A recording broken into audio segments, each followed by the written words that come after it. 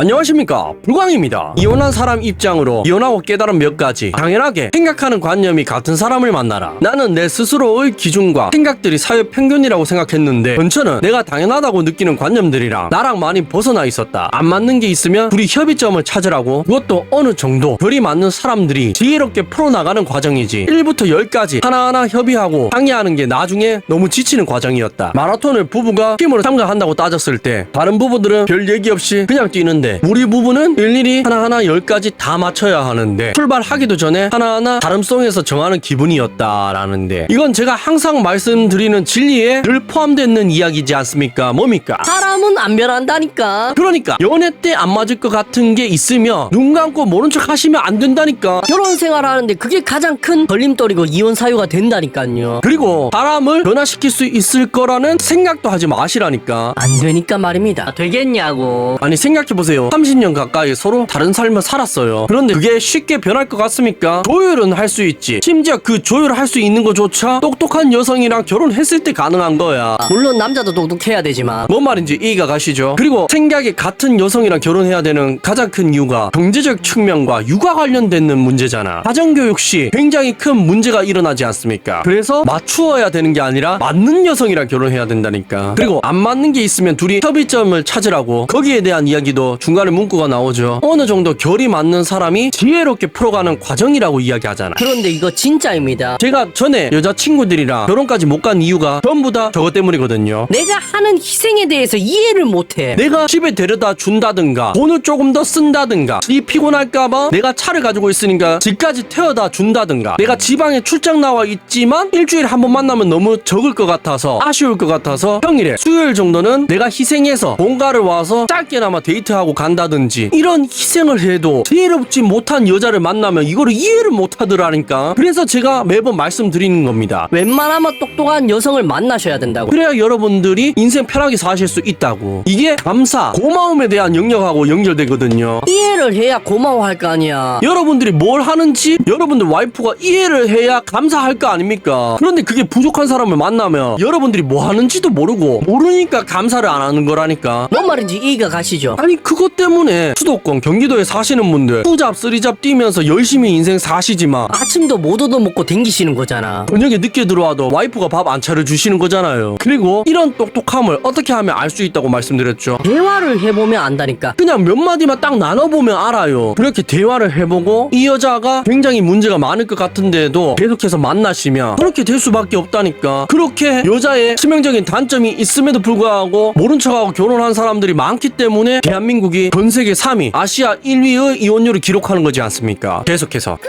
결혼 전 내가 사랑해서 눈 감은 문제들은 결혼해서 불화의 원인이 될 수도 있다. 나는 무교인데 전처는 종교가 있었고 정치관도 달랐고 파트도 있었다. 내 스스로는 나는 보수적이지만 열려있는 마음도 있다고 생각하는 사람이라서 그런지 전처와 연애하기 전에는 파트는 무조건 안 되고 무교인 사람만 만나고 싶었다. 그러나 연애 때의 사랑이란 감정이 커서 내가 결혼 전 세워놨던 기준들을 내려놓고 전처 사람 한 명만 보고 결혼을 결심했다. 그러나 결혼해서 잦은 다툼이 있자 나도 알게 모르게 내가 많은 기준을 내려놓고 사랑해서 결혼한 것을 상대방이 나의 감정을 헤아리지 못한다거나 내 기준에서 상식 밖의 행동을 하면 내 스스로 서운한 마음이 걷잡을 수 없이 커진다. 더 중요한 건 상대방이 그러한 마음으로 결혼한 것에 대해서 고마움을 느낄 수도 없는 입장이다. 결혼 전에 내 마음에 안 드는 부분을 다 털어놓고 연애할 때 달라섰어야 됐다며 오히려 나를 탓한다. 결국 고마움도 없는 배우자에게 정이 더 떨어질 수밖에 없는 악순환이 된다 라는 이야기인데, 봐봐요. 이 사람들 결국에는 가장 중요한 사안들을 사랑한다는 이유만으로 눈 감고 넘어갔다가 이혼하게 된 케이스지 않습니까? 여러분들, 무교인 사람이 종교 있는 사람이랑 결혼을 할 수 있습니까? 있습니다. 그런데 결혼하고 난 뒤에 어떤 문제가 일어나죠?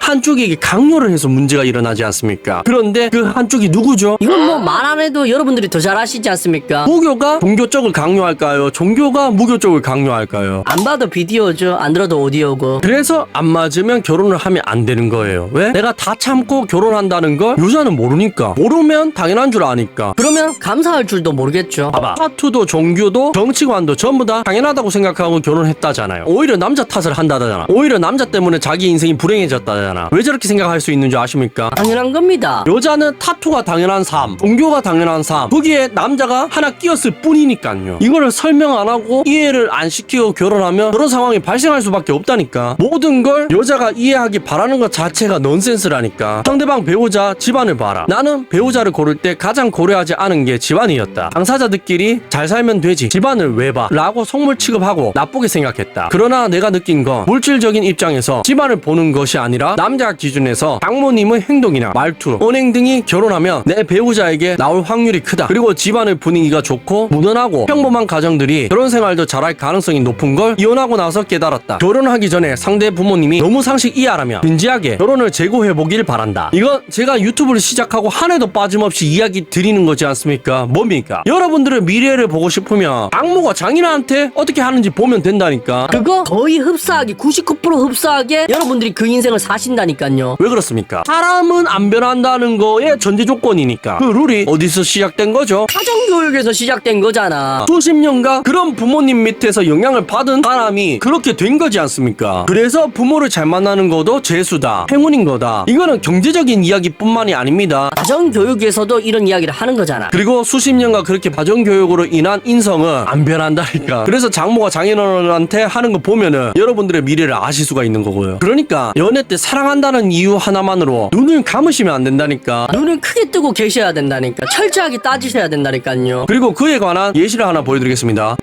와이프랑 사는 거 숨막혀. 와이프 삐지면 표정 썩고 말도 안 하는 거. 연애할 때는 귀여워 보였는데 결혼하고 신경 쓸 것도 많은데 옆에서 아직도 저러니까 숨이 턱턱 막히는 기분이다 라는데, 봐봐, 이 남자도 연애할 때 그저 콩깍지씌어서 다시 하면 안 될 부분까지 키웠다잖아. 그래서 결혼했다잖아. 그래서 지금 후회한다잖아. 그리고 이런 이야기들의 공통점이 있는데 뭐죠? 남자가 하는 희생에 여자가 감사할 줄 모르는 거지 않습니까? 뭐 남녀가 바뀌어도 마찬가지입니다만 외벌이는 여자보다 남자가 많죠. 그래서 남자 예시를 많이 들어드리는 거고. 아니 봐봐요, 남편이 여자 표정 그렇게 변하는 걸 안 좋아하는데도 그 안 좋아하는 걸 이해를 못 하잖아. 계속해서 이기적이게만 행동하잖아요. 왜 저런 줄 아십니까? 고마운 걸 모르는 거야, 남자가 하는 행동이. 그리고 미안한 게 없는 겁니다. 남자한테 말이죠. 남자는 자기 기분을 맞춰야 되는 그런 대상으로 자기가 갑이고 남자가 을이라는 생각이 깔려있기 때문에 저런 행동을 할 수 있다. 이것 때문에라도 제가 여러분들에게 국제 연애를 준비하시는 분들에게 여자친구가 영어를 할 줄 아시는 분을 만나면 행복할 가능성이 굉장히 올라간다고 이야기 드리지 않습니까? 여기에 대한 근거도 있습니다. 솔직히 국제 연애 어느 나라 사람이라 할지는 아무도 모르는 거잖아. 저도 처음에 유튜브 할 때는 결혼 계획 잡을 때는 일본 여자랑 결혼할 줄 알았어요. 왜냐하면 제가 일본 여자를 좋아해서 그런 게 아닙니다. 저도 어느 나라 여자랑 결혼할지는 몰랐지만 제가 가장 준비된 언어가 일본어였고, 솔직히 말해서 3달에서 6달만 더 준비하면 대화가 될 정도의 수준이었거든요. 지금도 일본어 듣기는 거의 90% 다 됩니다. 일본어로 농담할 정도의 수준이 된다니까. 그 당시에 영어 수준은 굉장히 미흡했고. 그런데 일본 여성이 아니라 다른 나라 여성을 만나서 결혼했네. 이렇게 될 줄 아무도 모르는 거란 말이야. 그리고 와이프랑 결혼하기 전에 외국 여자들을 많이 만나봤어요. 어플로도 대화도 많이 진행했었고, 예전에 제가 라이브 방송할 때 이야기 드린 적 있지 않습니까? 어플로 프로필을 굉장히 잘 꾸며라, 스튜디오 가서 돈 내고 6장 7장 멋있는 거 찍어라, 이야기 드리지 않았습니까? 왜 그렇습니까? 외국인도 우리를 볼 때 사람이기 때문에 잘생긴 남자가 더 좋단 말이야. 내 있는 그들의 사진을 좋아하는 여자 찾는 것보다 일단 대화가 쉽다 이 말이죠. 그래서 셀카로 좀 사기치고 일주일 만에 몇 명이랑 대화 시작했다 했죠? 7명이랑 대화 시작했다니까. 러시아 1명, 대만 1명, 모로코 2명, 호주 1명, 기타 등등 해서 7명이랑 동시에 대화했다니까요. 그것도 단 일주일 만에. 전부 다 페이크가 아니고 다 비디오 콜 했단 말이야. 그런데 와이프를 소개받자마자 싹 다 접었다니까. 미카이 데키마스까? 와이프의 가장 큰 장점이 뭐였는 줄 아십니까? 왜 싹 다 접을 수 있었는 줄 아십니까? 얼굴이 당연히 예뻤겠지. 얼굴이 예뻤는 건 물론이고 스마트함에도 내가 반했었다니까. 와이프 굉장히 똑똑합니다. 모국어는 기본에, 프랑스어는 현지어 수준이고요. 영어로 회사에서 소통하는데도 문제가 없을 수준입니다. 그리고 더 놀라운 건 대학교는 문과로 나왔는데 복수 전공해서 공대도 졸업했다니까. 물론 이 모든 걸 미리 알고 만났던 게 아닙니다. 대화를 해보고 똑똑한 줄 알고 연애했는데 알고 보니까 이랬는 거야. 한참 뒤에 다 안 내용이고. 아, 역시 대화를 해보면 이 사람이 똑똑한지 아닌지 알 수가 있구나를 그때 한번 느꼈다니까. 그리고 똑똑한 여자를 만나면 굉장히 편했던 게 뭔지 아십니까? 와이프 나라랑 한국이랑 시차가 8시간 9시간 차이 나거든요. 그걸 극복하려고 비디오 콜 3시간 확보하려고 저녁 12시에 생방송 끝나자마자 자고 새벽 6시에 일어나서 3시간 비디오 콜 하는 노력을 몇 달간 보여주니까 와이프가 그때 감동했었다고 이야기했다니까. 그런데 똑똑하지 않은 여성을 만났다면 돈 안 들이고 하는 이 노력에 대한 감사함을 느꼈을까요? 고마움을 느꼈을까요? 사랑을 느꼈을까요?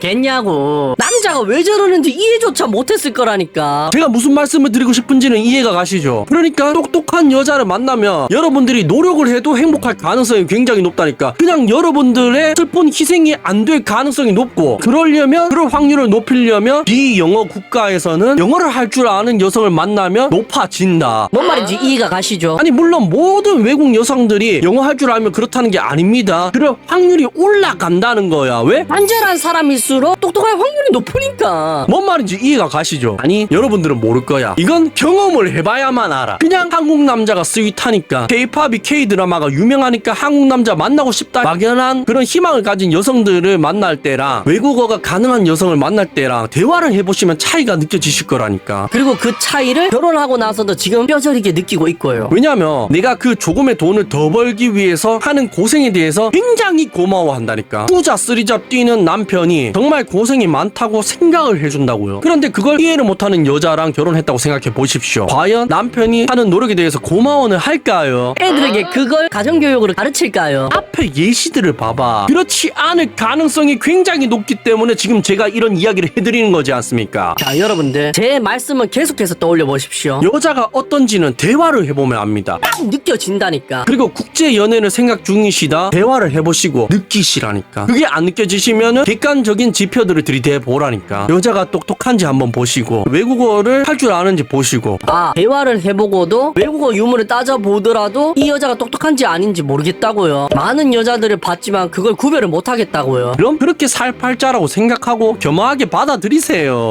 저도 그런 분들에게는 어떻게 말씀드려야 할지 모르겠으니까. 꿈속에서 깨어날 시간입니다. 레드 스타트. 시청해주셔서 감사합니다.